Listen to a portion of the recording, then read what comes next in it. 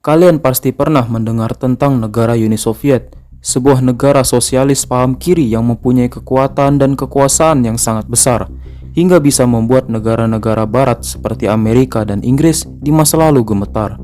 Bagaimana tidak, mulai dari politik, ideologi, persenjataan militer, dan ekonomi, mereka sangat mendominasi.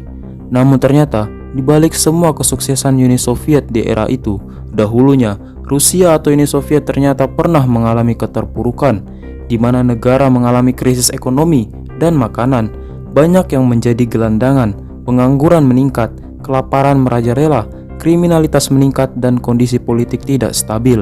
Lalu bagaimana Rusia bisa bangkit menjadi negara superpower saat itu? Alasannya karena adanya gerakan revolusi Bolshevik pada tahun 1917.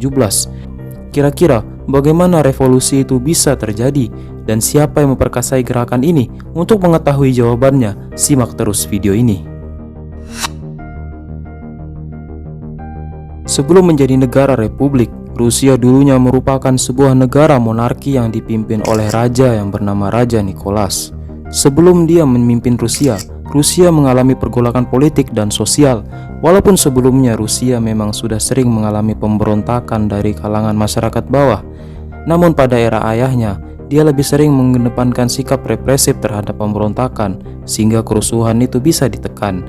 Sebagai sosok pribadi, Nicholas II dikenal sebagai sosok yang baik, setia, dan tidak haus kekuasaan. Namun sikapnya yang naif sebagai pemimpin suatu negara, sehingga keputusan-keputusannya dalam bernegara sering disetir oleh istrinya dan penasehatnya, yaitu Rasputin. Pada tanggal 26 Mei 1896, Nicholas II dinobatkan sebagai Kaisar Rusia di Katedral Kremlin.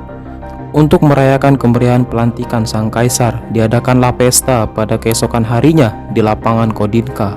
Semua makanan, bir gratis, dan souvenir disiapkan untuk para tamu.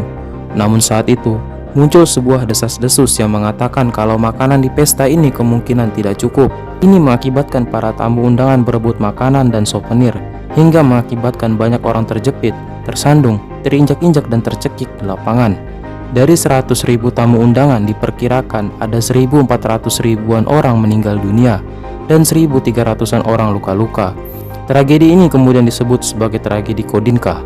Tragedi ini dikatakan sebagai pertanda buruk untuk Rusia dan Nicholas II. Awal-awal pemerintahannya, keadaan Rusia masih cukup stabil dan tidak ada perubahan signifikan dari pergantian kepemimpinan.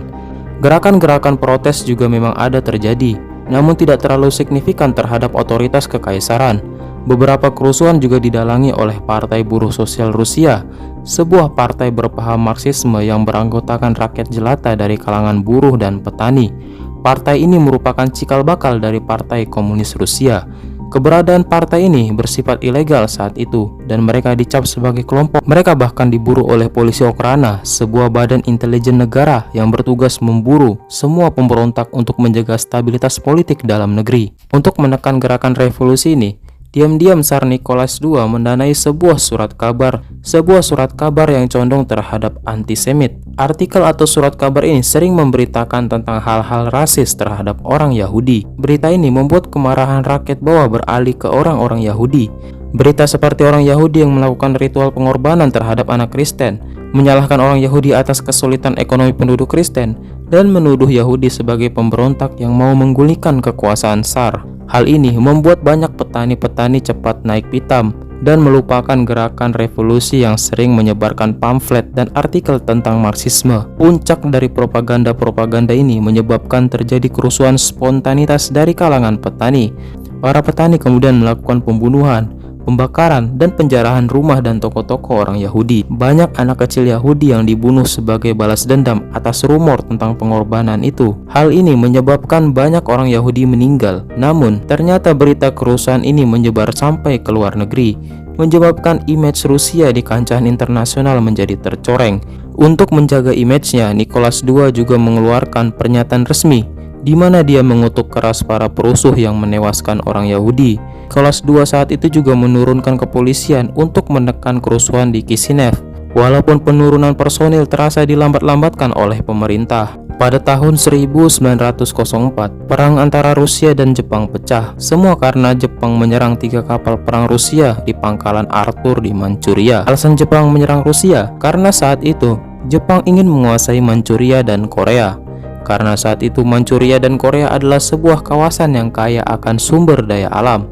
Namun keberadaan Rusia di pangkalan itu seperti penghalang bagi Jepang. Dari tahun 1890, Rusia memang sudah menjalin hubungan dengan negara-negara Asia Timur seperti Korea dan Cina. Tujuannya, selain menanamkan pengaruh, mereka juga menjalin kerjasama ekonomi dan militer. Hal ini membuat Jepang resah. Keberadaan Rusia ini bisa menjadi penghalang besar Jepang dalam menguasai Korea dan Manchuria. Hal ini didukung dari tindakan Ratu Min, pemimpin Korea saat itu, meminta bantuan Rusia dalam mengusir Jepang dari Korea. Untuk itu, Jepang berpikir untuk mengalahkan Rusia terlebih dahulu agar Jepang lebih mudah menguasai Korea dan Manchuria. Singkat cerita, peperangan Rusia dan Jepang berlangsung selama setahun penuh dan peperangan ini dimenangkan oleh Jepang. Berita kekalahan Rusia dari Jepang membuat heboh Rusia saat itu. Kekaisaran Tsar yang dikenal kuat dan mendominasi Asia Timur kalah dari pendatang baru seperti Jepang. Kekalahan diduga karena peralatan militer yang sudah usang, bahkan tidak layak dipakai. Dari persenjataan, peluru, dan pakaian tentara, semuanya tidak layak. Hal ini memunculkan kecurigaan adanya praktik korupsi di kalangan bangsawan dan penjabat militer. Sebagai sosok yang paling berkuasa, Kaisar Nicholas II dianggap sebagai orang yang bertanggung jawab atas kekalahan Rusia. Sikapnya yang pasif dan naif membuat kekaisaran Rusia mengalami kemunduran. Beberapa hari setelah berita kekalahan Rusia, terjadi gerakan demonstrasi dari kalangan buruh dan dipimpin oleh seorang pastor yang bernama Georgi Gapon. Jumlah massa kira-kira sekitar 100.000 demonstran. Saat itu, Gapon dan para buruh dari Saint Petersburg sedang melakukan demonstrasi damai menuju istana. Mereka berniat menyampaikan aspirasinya secara damai kepada sang kaisar. Sehari sebelumnya, para pemimpin buruh dan pastor Gapon sudah menyampaikan surat kalau besok mereka dan para buruh ingin menyampaikan aspirasi ke istana. Namun saat itu, Kaisar Nicholas sedang tidak berada di istana, sehingga surat itu sampai di tangan menteri. Mendengar para buruh ingin datang ke istana, menteri saat itu memerintahkan kepolisian untuk memblokir semua jalan menuju istana. Menteri beranggapan demo ini adalah gerakan revolusi berbahaya. Dia bahkan memerintahkan kepolisian untuk membubarkan massa dengan cara apapun. Saat Pastor Gapon dan rombongan buruh hampir tiba di istana, mereka melihat pasukan kepolisian sedang berbaris menutup jalan menuju istana sambil menodongkan senjata. Melihat itu, pastor mencoba menyampaikan niat mereka kepada polisi. Bahkan mereka membawa spanduk-spanduk yang bertuliskan pujian-pujian kepada sang kaisar. Mereka juga menyanyikan lagu yang berjudul Tuhan Jagalah Tsar untuk menunjukkan niat damai ini. Namun seketika, polisi menembaki mereka secara brutal. Massa berlarian, bersembunyi untuk menghindari peluru. Teriakan dan darah berhamburan, tindakan yang sangat brutal dari kepolisian. Aksi damai mereka dibalas dengan timah panas. Diperkirakan saat itu jumlah korban tewas mencapai 92 orang dan ratusan orang luka-luka. Berita tentang aksi brutal dari kepolisian ini menjadi titik balik dari pemicu tindakan anarkis lainnya. Di sisi lain, saat itu partai Bolshevik masih terbilang kecil. Saat itu partai ini sudah dipimpin oleh Vladimir Lenin. Partai Bolshevik merupakan salah satu cabang partai dari buruh sosialis Rusia, sedangkan cabang lainnya disebut dengan Menshevik. Kedua partai ini memiliki misi yang sama, yaitu menciptakan Republik Sosialis Rusia. Namun kedua partai ini memiliki cara pandang yang berbeda. Partai Bolshevik yang dipimpin oleh Vladimir Lenin lebih menekankan gerakan radikal dan menentang segala kerjasama dengan kaum liberal atau bonjuris. Sedangkan partai Menshevik lebih fleksibel. Mereka berpandangan dalam mencapai revolusi atau pembentukan republik tidak harus menggunakan cara keras. Mereka boleh saja bekerja sama dengan kaum liberal atau bonjuris selama itu menguntungkan mereka. Saat rakyat marah dengan kejadian penembakan para buruh, para anggota partai Bolshevik gencar-gencarnya mengajak rakyat bergabung dalam faksi mereka untuk melakukan revolusi. Mereka juga menyebarkan berita-berita tentang Kaisar Rusia adalah sosok berdarah dingin, juga tentang Nicholas II bukanlah sosok utusan Tuhan. Hal ini menyebabkan ramai masyarakat yang sadar kalau pemerintah mereka tidak bisa dipercaya. Mereka memaksa Kaisar Nicholas untuk membentuk parlemen atau Duma, sebuah lembaga legislatif yang mewakili suara rakyat. Mereka bertugas menjaga keseimbangan dan pengawas atas kebijakan Kaisar ke depannya. Namun petisi itu tidak diindahkan oleh Kaisar pada awalnya. Dia menganggap sepele demonstrasi masyarakat dan berpikir bisa meredakan kerusuhan dengan mengirim pasukan militer untuk menekan mereka. Namun kenyataannya tidak semudah itu. Kerusuhan-kerusuhan itu bertambah parah dan semakin meluas di seluruh penjuru negeri. Di desa-desa, para petani mulai menyerang rumah tuan tanah dan menjarah bahkan membakar sebagai bentuk perlawanan dan amarah atas penderitaan bertahun-tahun yang dialami oleh petani. Di kota-kota besar, para penjabat mereka mencoba kabur, salah satunya Adipati Sergei, adik ipar Nicholas, yang menjabat sebagai gubernur Moskow. Dia juga menjadi korban pembunuhan dari pasukan revolusi. Saat itu, dia mencoba kabur dari Moskow, namun dia tewas dibom oleh pasukan revolusi di perjalanan. Di bulan Juni, pasukan Angkatan Laut SAR di kapal Potemkin ikut memberontak. Walaupun tidak semua Angkatan Laut memberontak, namun hal ini menandakan kebobrokan pemerintahan SAR itu sendiri, hingga bawahannya sendiri tidak tahan dengan ketidakbecusan kepemimpinan SAR Nicholas. Beberapa bulan kemudian, para pemberontak melakukan sabotase terhadap kereta api di pusat kota. Hal ini membuat kota-kota menjadi lumpuh, listrik dan logistik macet, karena kereta itu merupakan tulang punggung untuk menyuplai energi dan logistik ke kota-kota. Melihat situasi semakin tidak terkendali, SAR Nicholas akhirnya menyetujui permintaan para buruh dengan menandatangani perjanjian Manifesto Oktober yang menyetujui terbentuknya Dewan Parlemen atau Duma dengan anggotanya mayoritas dari kalangan buruh. Hal ini menjadi titik awal dan terbentuknya negara Soviet. Setelah resmi atas dibentuknya parlemen atau Duma pada tanggal 27 April 1906 di Istana Taudere di Saint Petersburg adalah awal dari debut parlemen ini. Para anggota parlemen saat itu mayoritas masih berasal dari petani, buruh, dan beberapa anggota dari partai Bolshevik dan Menshevik. Agenda utama mereka saat itu adalah penghapusan kepemilikan tanah pertanian dari bangsawan dan memberikan tanah itu kepada petani. Usulan-usulan itu kemudian disampaikan kepada SAR Nicholas. Namun melihat permintaan delegasi dianggap terlalu rakus oleh SAR. Namun permintaan delegasi dianggap terlalu rakus oleh SAR. SAR lalu membubarkan dan menangkap beberapa anggota parlemen dan menggantinya dengan orang-orang yang lebih loyal kepada SAR. Namun tindakan ini mendapat respon penolakan dari serikat buruh. Sempat terjadi pemberontakan dan perlawanan dari pasukan revolusi. Namun karena skalanya lebih kecil, membuat pemerintah bisa menenangkan situasi dengan mudah. Di periode kedua, Ketua Dewan Parlemen Duma masih diketuai oleh perwakilan serikat buruh. Walaupun sebagian anggota parlemen dari serikat buruh sudah ditangkap, tapi jumlah mereka saat itu masih mayoritas. Di periode ini, mereka bermaksud meminta SAR Nicholas memberikan mereka wewenang lebih, serta menyelesaikan permasalahan terkait petani dan penindasan terhadap kaum non-elit. Namun baru 100 hari setelah pengajuan petisi itu, SAR Nicholas langsung memenjarakan 55 anggota parlemen. SAR Nicholas berkonspirasi kalau 55 delegasi itu terlibat dalam gerakan makar. Karena hal ini, Parlemen Duma tidak lagi bermayoritaskan orang-orang perwakilan rakyat, namun digantikan oleh kaum bonjuris yang loyal kepada SAR, sehingga kedepannya parlemen tidak lebih sebagai simbol, bukan alat atau media rakyat untuk menyampaikan aspirasi. Di periode ketiga, mayoritas kursi sudah diisi oleh loyalis pemerintah. Periode ketiga merupakan satu-satunya periode yang dapat menjabat sampai 5 tahun. Saat itu mereka tidak bekerja untuk mewakili rakyat, namun untuk memperkaya diri sendiri dengan menjadi penjilat SAR Nicholas. Mereka bahkan membuat undang-undang yang membuat petani semakin tercekik. Mereka juga menciptakan perpecahan di antara petani dengan memberikan petani hak milik tanah secara pribadi, sehingga akan muncul kecemburuan antara petani kaya dan miskin. Mereka juga membuat peraturan larangan mogok kerja dan mencap pelaku sebagai pemberontak dan berhak untuk ditahan. Mereka juga membatasi pergerakan pers dan kebebasan rakyat untuk menyampaikan aspirasi. Pajak negara juga dialokasikan ke militer, hingga tidak tersisa bagian untuk masyarakat. Bahkan kasus korupsi juga banyak terjadi, namun ditutup-tutupi oleh pemerintah.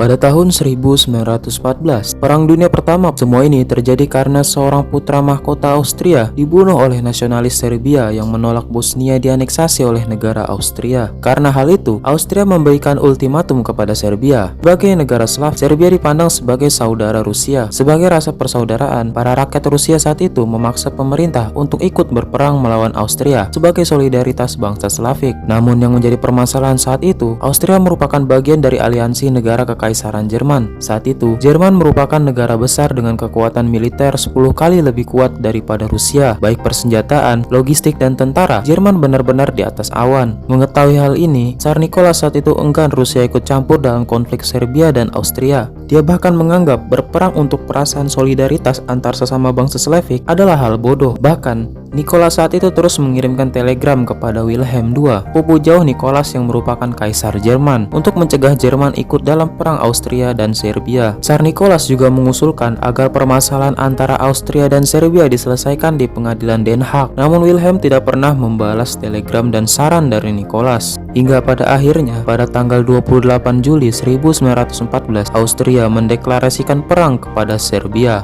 Berita itu menyebar luas di seluruh penjuru Rusia. Kanan kepada Tsar Nicholas semakin menguat. Rakyat dan bangsawan memaksa Tsar Nicholas agar Rusia ikut berperang melawan Austria. Karena hal itu, Tsar Nicholas terpaksa mengerahkan tentaranya ke perbatasan Serbia dan Austria. Melihat hal itu, Jerman kemudian memberikan ultimatum kepada Rusia untuk menarik tentaranya dalam 24 jam.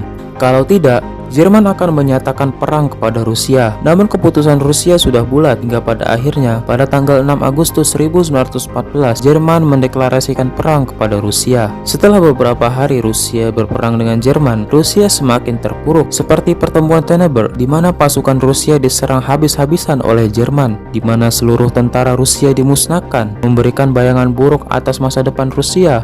Di sisi lain, berita kekalahan ini menurunkan kredibilitas sang Tsar. Gejolak politik dan kekuasaan semakin goyah. Untuk itu, Tsar Nicholas memilih untuk terjun langsung ke medan perang untuk mengembalikan kepercayaan rakyat dan bangsawan kepada dirinya. Dia juga menyerahkan urusan pemerintahan kepada istrinya dan Rasputin. Rasputin adalah dukun yang dipercaya oleh Alexandra, istri Nicholas, karena dia berhasil menyembuhkan anaknya. Karena itu, dia diberi jabatan sebagai penasihat kerajaan. Namun keputusan ini malah membuat situasi politik semakin kacau. Banyak bangsawan yang tadinya pro kepada Nicholas satu persatu mulai kehilangan kepercayaan. Bahkan mereka berencana untuk membelot. Alasannya, karena Nicholas memberikan kekuasaan kepada istrinya, padahal dia merupakan putri kerajaan Jerman yang sedang dilawan Rusia. Ditambah lagi, Alexandra sangat menurut kepada Rasputin, seolah-olah kerajaan ini sedang dikendalikan oleh Rasputin. Bagi dari kalangan orang biasa yang berprofesi sebagai dukun,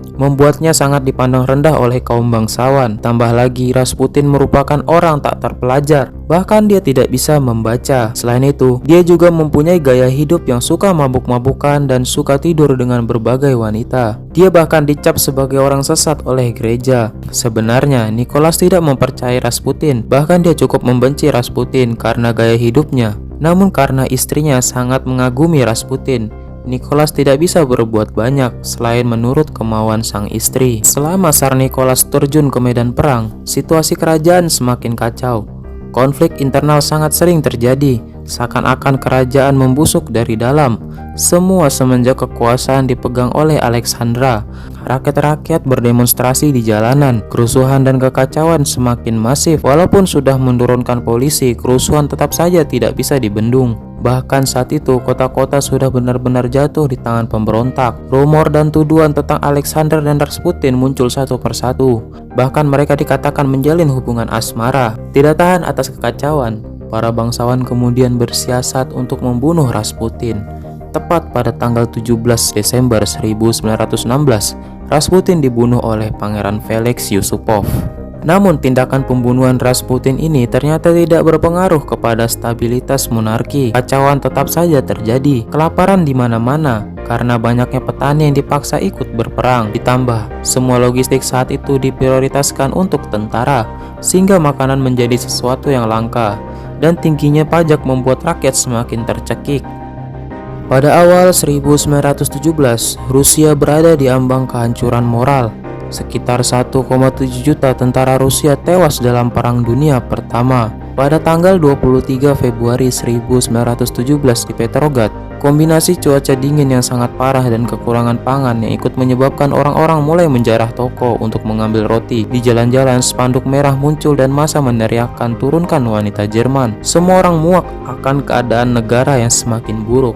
Situasi ini dimanfaatkan oleh kelompok pemberontak Soviet untuk terus menyebarkan pamflet-pamflet tentang keburukan dan kehancuran Rusia jika Tsar terus memimpin. Polisi kemudian menembaki warga yang merusuh. Situasi sangat kacau dan mayat-mayat pendemo bergelimpangan di jalanan. Takut situasi semakin memburuk, para kabinet Tsar Nicholas dan anggota parlemen meminta dirinya kembali ke ibu kota dan mengundurkan diri. Di tengah kekacauan yang tidak ada habisnya, pasukan revolusi Soviet, para anggota parlemen Duma dari kabinet Tsar Nicholas bekerja sama. Mereka merencanakan untuk menggulingkan Tsar dengan mendirikan pemerintahan sementara. Untuk itu, para kabinet Tsar kemudian mengirimkan telegram yang berisi pesan agar Tsar Nicholas pulang ke ibu kota. Untuk itu, pada tanggal 1 Maret 1917, Tsar Nicholas berencana kembali ke ibu kota Petrograd. Namun saat hampir tiba di ibu kota, keretanya dicegat oleh pasukan militer dan pasukan revolusi Soviet, serta dengan para anggota parlemen Duma. Mereka memaksa Tsar untuk turun tahta dan menyerahkan kekuasaan kepada Duma sebagai pemerintahan. Dengan terpaksa, Tsar kemudian menandatangani perjanjian dan penyerahan kekuasaan. Setelah itu, Tsar Nicholas bersama dengan keluarganya dibawa ke istana dan menjadi tahanan rumah. Namun tidak seperti yang diperkirakan rakyat dan para anggota revolusioner Soviet, pemerintahan Duma ternyata tetap melanjutkan peperangan dengan Jerman. Pada tanggal 1 Juli 1917, pasukan Rusia menyerang pasukan Austria-Hungaria dan Jerman di Galicia. Operasi ini melibatkan Angkatan Darat ke-7, ke-8 dan ke-11 Rusia. Pada awalnya serangan Rusia cukup berhasil, tetapi pasukan Jerman jauh lebih sulit dikalahkan. Akibat keegoisan pemerintah Duma, banyak korban jiwa yang jatuh di pihak Rusia saat mereka melancarkan serangan. Untuk itu, sekitar 500.000 para serikat buruh dari kalangan Soviet Bolshevik berdemo damai di ibu kota Petrograd pada tanggal 17 Juli 1917. Mereka meminta agar pemerintah memberikan kekuasaan sepenuhnya kepada Soviet agar peperangan dapat dihentikan. Banyaknya massa saat itu membuat pemerintah Duma ketakutan. Untuk itu, dia meminta para tentara revolusi Soviet dari Menshevik untuk menembaki massa. Dari peristiwa ini, kubu Bolshevik dan pemimpinnya Vladimir Lenin dicap sebagai mata-mata Jerman dan dimusuhi oleh pemerintah dan Soviet Menshevik. Para pendemo Bolshevik kemudian ditangkap dan pemimpin mereka Vladimir Lenin berhasil kabur. Setelah itu, para anggota Bolshevik bergerak secara sembunyi-sembunyi karena takut ditangkap. Pada tanggal 24 Juli 1917, terjadi reformasi kabinet dalam pemerintahan. Saat ini, pemerintahan Duma dipimpin oleh Alexander Kerensky. Sebagai pemimpin, Kerensky ternyata tidak begitu kejam kepada para anggota Bolshevik. Dia bahkan hanya memberikan hukuman tahanan penjara. Namun hal ini dianggap terlalu lunak oleh petinggi militer Kornilov. Dia beranggapan para perusuh itu harus diberi hukuman mati dan meminta agar otoritas militer diperluas agar bisa bergerak lebih leluasa. Namun hal ini tidak disetujui oleh Kerensky. Dia merasa Kornilov berencana menggulingkan pemerintahannya lewat militer. Pada tanggal 27 Agustus 1917, Kornilov membawa pasukan militernya ke Petrograd dengan dalih membersihkan kota dari para revolusioner Bolshevik. Namun hal ini malah membuat Kerensky semakin yakin kalau Kornilov berencana menggulingkan kekuasaannya.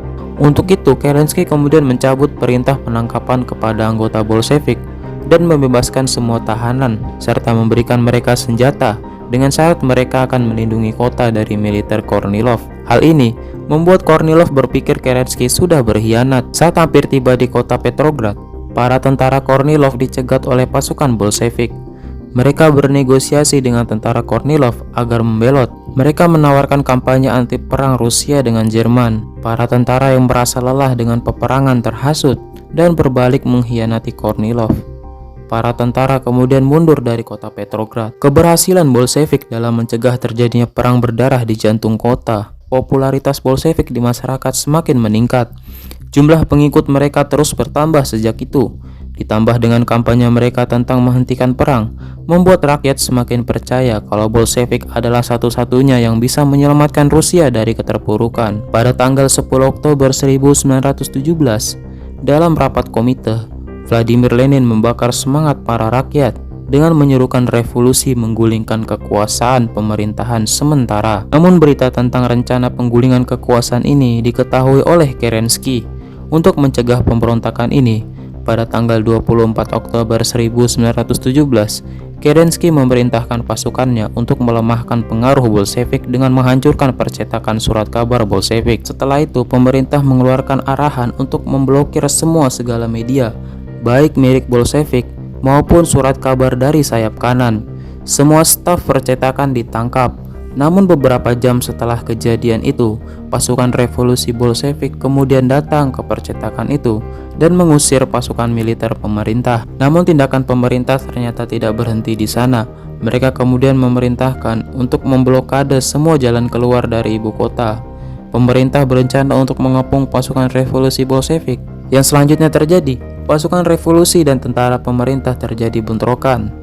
Dari bentrokan itu, pasukan revolusi berhasil memukul mundur tentara dan mereka berhasil merebut pusat telegram di ibu kota. Dengan ini mereka mempunyai akses komunikasi ke seluruh negeri. Pada tanggal 25 Oktober 1917, kaum Bolshevik memimpin pasukan mereka dalam melakukan penyerangan ke istana Petrograd. Bersamaan itu juga segala pasukan Bolshevik dari penjuru negeri tiba di pusat kota. Bahkan para armada laut dan militer menyatakan setia kepada Bolshevik dan siap membantu dalam menggulingkan pemerintahan sementara. Segala akses transportasi diblok, jalur kereta dihentikan, pintu kota ditutup untuk mencegah Kerensky kabur. Seluruh pasukan bergerak maju menuju istana. Sesampainya di istana, ternyata hanya tersisa sedikit pasukan dan beberapa wanita. Mereka semua menyerah dan menyatakan tunduk kepada Bolshevik. Namun saat menyusur istana tidak ditemukan Kerensky. Para penjaga istana mengatakan kalau Kerensky berhasil kabur berkat bantuan agen Amerika. Setelah seluruh pusat pemerintahan berhasil dikuasai, Vladimir Lenin membacakan proklamasi kepada warga Rusia dan menyiarkannya ke seluruh Rusia. Dia menyatakan bahwa pemerintahan Duma sudah digulingkan oleh kaum revolusioner. Dan tepat pada hari itu, kekuasaan monarki dan elit Bonjoris runtuh pada tanggal 26 Oktober 1917 dini hari.